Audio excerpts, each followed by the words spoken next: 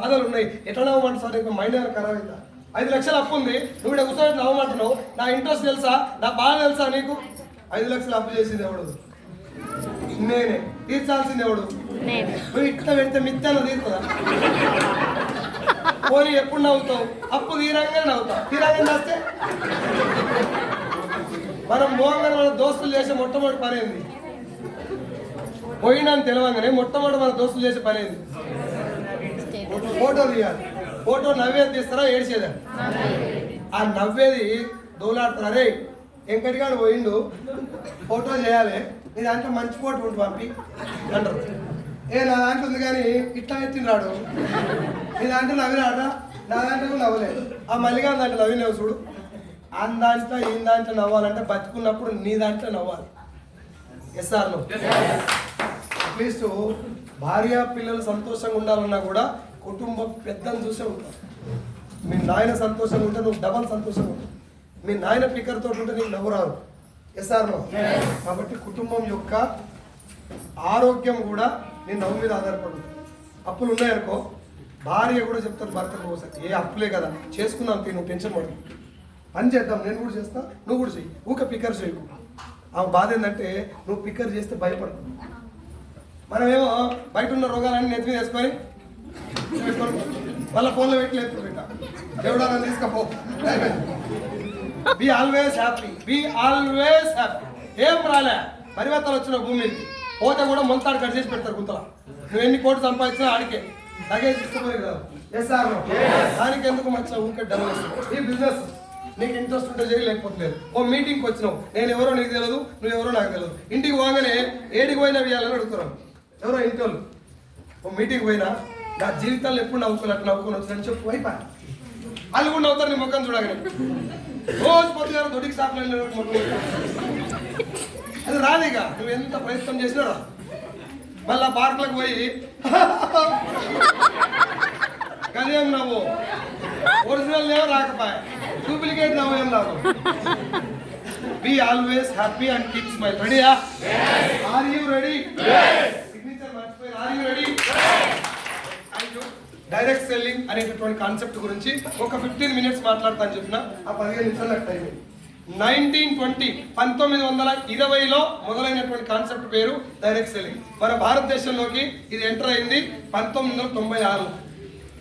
1996లో ఇది రావటమే ఎక్కువ మంది జనాల్లోకి ఎలా వెళ్ళిందంటే డబ్బులు సంపాదిస్తేందుకు ఒక మార్గం అంతటి వెళ్ళింది తప్ప ఏం చేస్తే పైసలు వస్తున్నాయి అది మాట్లాడలే ఎక్కువ మంది. అసలు ఇండస్ట్రీలో మనం ఎందుకు జాయిన్ అవ్వాలా, దీనివల్ల సమాజానికి జరిగే మంచి ఏంటిది అది మాట్లాడలే. ఇప్పుడు మీరు చెప్పండి, డాక్టర్ 2 గంటలు ఆపరేషన్ చేసి 4 లక్షల రూపాయలు సంపాదించాడు. ఎంత గ్రేట్ రా, 2 గంటలు 4 లక్షలు సంపాదించాడు డాక్టరు అంటాడు. ఎవడన్నా చచ్చిపోయేటోని బతికిచ్చింది కాబట్టి దేవుడు అంట. Yes or no? పనికి విలువిచ్చిరా, పైసలకు విలువిచ్చిరా?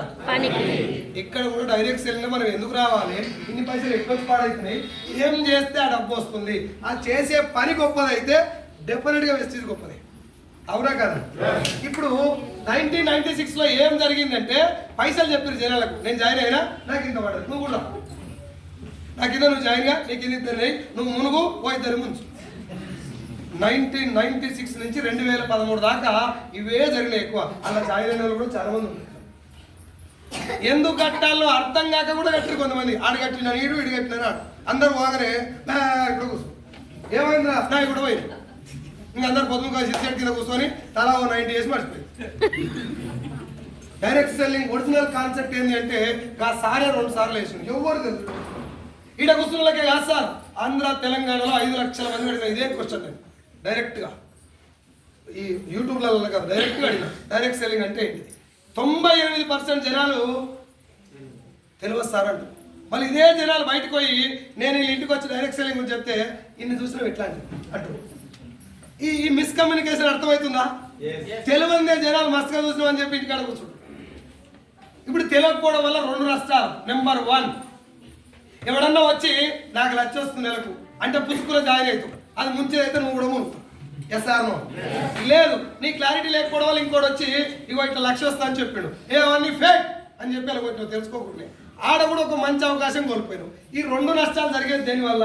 ఈ బిజినెస్ ఏందో నీకు తెలియకపోవడం వల్ల. ఎస్ఆర్ను అది దాదాపు 2016 నుంచి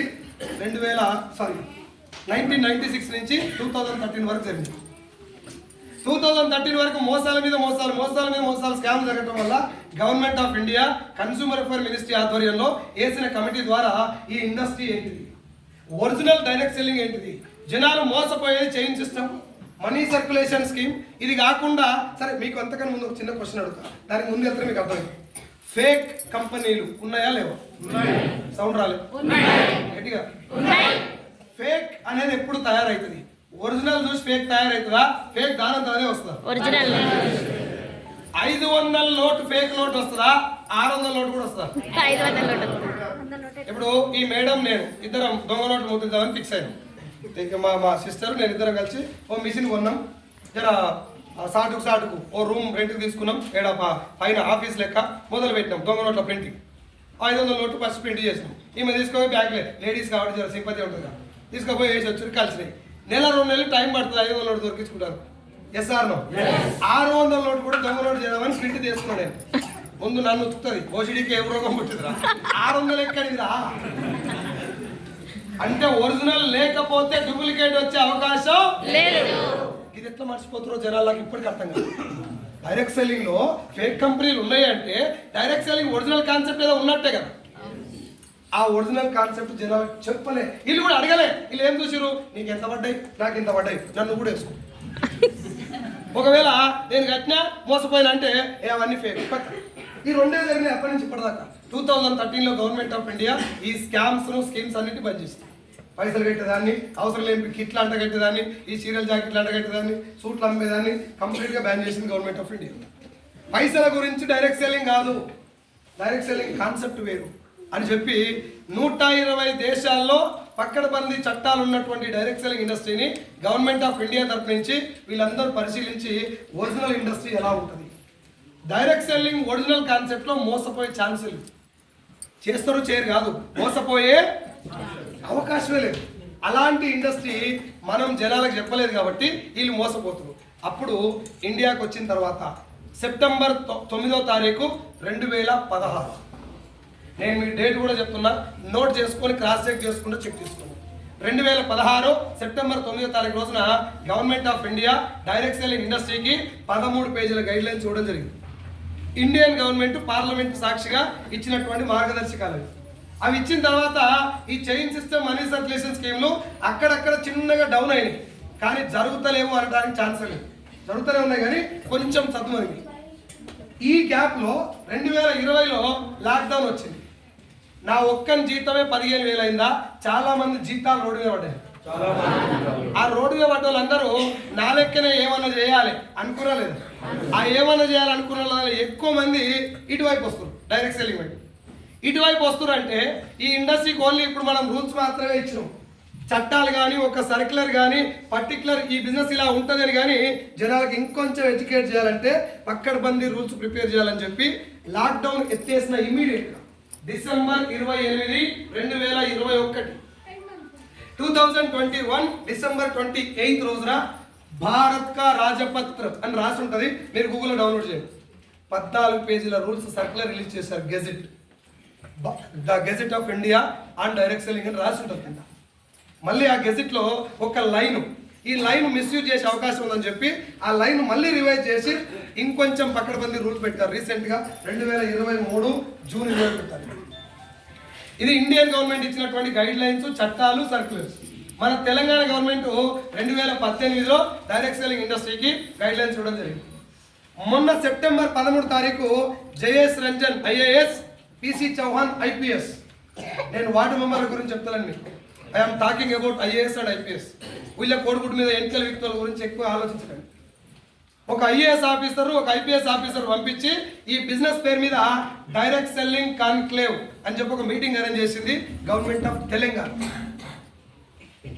మీటింగ్ అరేంజ్ చేయడానికి ఆ ఉద్దేశం ఏంటంటే డైరెక్ట్ సెల్లింగ్ ఇండస్ట్రీకి భవిష్యత్తు ఉన్నది, ఫ్యూచర్లో ఇది చాలా మంచి ఇండస్ట్రీ కాబోతుంది, దీనివల్ల చాలా మందికి ఉపాధి దొరుకుతుంది.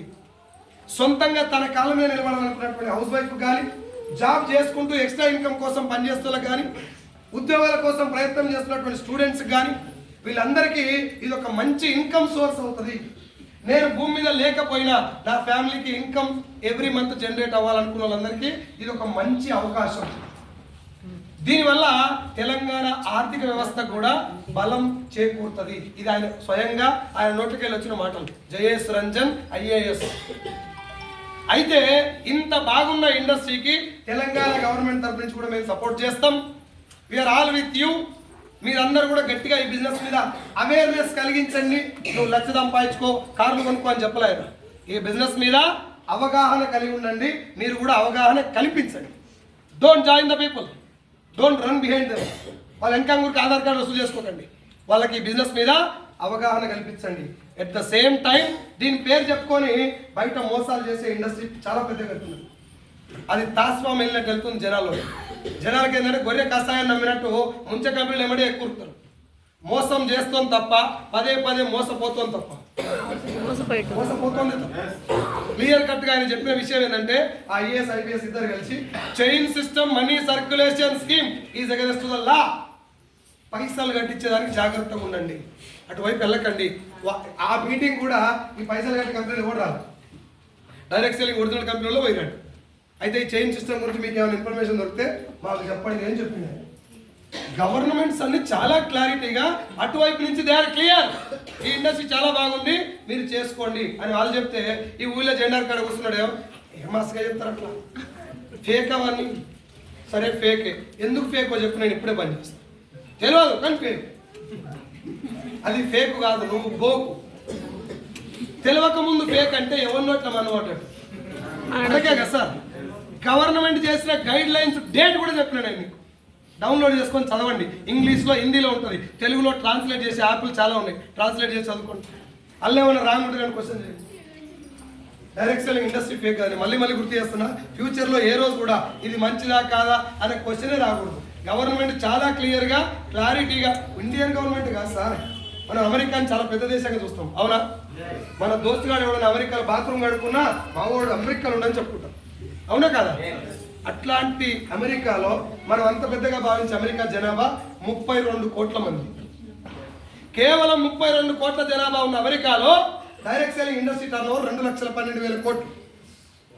మన జనాభా ఎంత వచ్చా? 140 కోట్లు. 140 కోట్లు చేస్తారు, పనే ఉంది, వేరే పనేం లేదు. 140 కోట్లు. 32 కోట్లకు 2,12,000 కోట్లు. 140 కోట్లకు 8 లక్షల కోట్లు ఉండాలి, మినిమం 8 లక్షల కోట్లు ఉండాలి అటు ఇటుగా. అల్లా సగం 4 లక్షల కోట్లను ఉండాలి, అల్లా సగం 2 లక్షల కోట్లను ఉండాలి, అల్లా సగం 1,00,000 కోట్లను ఉండాలి, అల్లా సగం 50,000 కోట్లను ఉండాలి, అల్లా సగం 25,000 కోట్లను ఉండాలి. 7,500 కోట్ల కాడ గుర్తుకుంటాం మనం. మేరా భారత్ మహాన్. కేసీఆర్ జిందాబాద్, రేవంత్ రెడ్డి జిందాబాద్, మోడీ సాబ్ జిందాబాద్. గవర్నమెంట్ మారితే తిడతాం మనం. రేవంత్ రెడ్డి పరిపాలన బాగలేదు, కేసీఆర్ మంచిగా చేస్తలేడు, మోడీ సాబ్ పరిపాలన బాగలేదు, సోనియా గాంధీ కూడా బాగలేదు. నిజం చెప్పురి, తెలంగాణ ముఖ్యమంత్రి పీఠం మీద సాక్షాత్తు శ్రీరామచంద్రుడే వచ్చి రాజ్య పరిపాలన చేసిన నీ ఇంట్లో నా ఇంట్లో మర్చిపోతే కూడా మారదు. నీ ఇల్లు మారాలన్నా, నీ లైఫ్ మారాలన్నా నువ్వు మారాలి, నేను మారాలి. SR no? గవర్నమెంట్ మారితే వస్తుంది, వాళ్ళ సాయశక్తిలో చేస్తున్నారు. చెడ్డోళ్ళు మంచి వాళ్ళు అందరూ పక్కకెట్టు, ఎవరి శక్తి దించి వాళ్ళు చేస్తున్నారు. ఏం చేద్దామన్నా సోషల్ మీడియా ఉంది కాబట్టి ఒళ్ళు దగ్గర పెట్టుకొని పని చేస్తారు అందరూ. ఎందుకన్నారు కానీ ఎస్ఆర్ నో? మనకెందుకు మచ్చా? కేసీఆర్ ఓడిపోయినా గెలిచినా ఆడ దాకా పోయిందంటే గ్రేట్. రేవంత్ రెడ్డి ఓడిపోయినా గెలిచినా ఆ పొజిషన్ దాకా పోయిందంటే గ్రేట్. నువ్వు నేను వార్డు మెంబర్ కూడా పోటీ చేయకపోతే, నేను పోటీ చేస్తే మా అమ్మ కూడా ఓటు వేయదు. ఓసీడీకే ముందు పోయిన నెల కరెంట్ బిల్లు కట్టు, తర్వాత మనకి ఎందుకు వచ్చాను. నేను ఎందుకు ఈ పాయింట్ ఎందుకు చెప్తున్నా అంటే, అనవసరమైనటువంటి విషయాల గురించి గంట చర్చించే బదులు నా లైఫ్ నేను ఏమైనా చేసుకోగలుగుతున్నాను. కేసీఆర్ సార్ లేక ముఖ్యమంత్రి కాలేను, అనుకున్నామంటే IAS కాలేను, చదువుకుందామంటే చదువు రాకపోయి. ఇవన్నీ కాకుండా నా జీవితానికి నేను పోయిన తర్వాత ఒక్క 10 నిమిషాలు నా గురించి మాట్లాడుకుంటానుకో ఏమన్నా చేయగలుగుతారా అని థింక్ చేయి. వెస్టేజ్ కాదు, బంగారం లాంటి అవకాశాలు వస్తాయి ఉన్నా. మనం ఏం ఆలోచిస్తాం? మధ్యాహ్నం తింటప్పుడే ముఖంగా 8 దినాలు అయ్యాలి. సండే వస్తే సాటర్డే నైట్ డిసైడ్ చేస్తాం రేపు పొద్దుగాల ఏం తెచ్చుకోవాలి. అందరి గురించి చెప్తలేను సార్, ఇలా చాలా మంది లక్ష్యం కోసం పోరాడుతోళ్ళు చాలా మంది ఉంటారు. కానీ నేనున్న బేవకు బ్యాచ్ గురించి మాట్లాడుతాను, నా బ్యాచ్ గురించి చెప్తాను. నేను పొరంబోక్ బ్యాచ్కి నెంబర్ మనమే పెబ్బ. డైరెక్ట్ సెల్లింగ్ ఇండస్ట్రీకి మళ్ళీ గుర్తు చేస్తున్నాం. టైం పాస్ చేసే బ్యాచ్ దగ్గర కూర్చొని వాడు చెప్పిందల్లా ఈ నోట్లో మనం వసుకో. క్లియర్ కట్గా క్లారిటీగా వన్ టైం వర్డ్ చెప్తున్నా. Direct selling is 1000% legal. Direct selling పేరు చెప్పుకొని మోసాలు జరుగుతున్నాయి. రియల్ ఎస్టేట్ మంచిదా కాదు? మోసాలు ఉన్నాయలేవు. ఫిల్మ్ ఇండస్ట్రీ మంచిదా కాదు? మోసాలు ఉన్నాయలేవు. వైద్య వ్యవస్థ మంచిదా కాదు? దేవునికి మొక్కడు, డాక్టర్ మొక్కడు, అవునా కదా? అలాంటి వైద్య వ్యవస్థలు కూడా శివాల ట్రీట్మెంట్ చేసి పైసలు వసూలు చేసిన డాక్టర్ కూడా అంటే అన్నిట్లల్లా మంచి ఉంది, ముందు మనకు ఒరిజినల్ ఏందో తెలవాలి. మంచి ఏదో చెడేదో మనకు గుర్తు, అవునా కదా? డైరెక్ట్ సెల్లింగ్ ఇండస్ట్రీ ఒరిజినల్ ఏంటంటే ఇది తెలిసే ముందు మనకి ఇంకో చిన్న విషయం చెప్పాలి. నెక్స్ట్ 15 minutes లో మీటింగ్ అయిపోతుంది. మీరు కొంచెం నాకు సహకరించాలి. ఉబ్బరిస్తుంది, నా మీద కోపం వస్తుంది, లేచిపోవాలనిపిస్తుంది, నన్ను కొట్టాలని కూడా అనిపిస్తుంది. అయినా తప్పదు. ఇది నీ లైఫ్.